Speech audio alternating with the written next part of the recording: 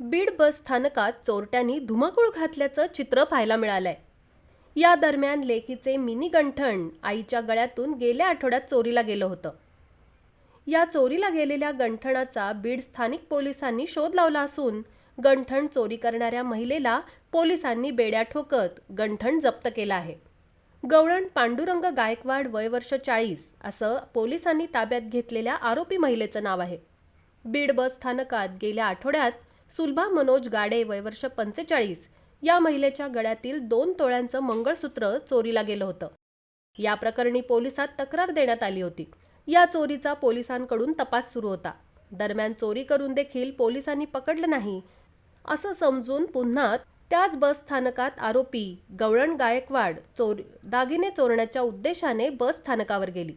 याच दरम्यान स्थानिक गुन्हे शाखेने तिला चोरी करताना बेड्या ठोकल्या। यावेळी तिच्याकडून चोरलेले 2 तोळ्याचं मंगळसूत्र जप्त करण्यात आलंय। दरम्यान पोलिसांकडून गंठण परत मिळाल्याने महिलेने पोलिसांचे आभार मानले आहेत।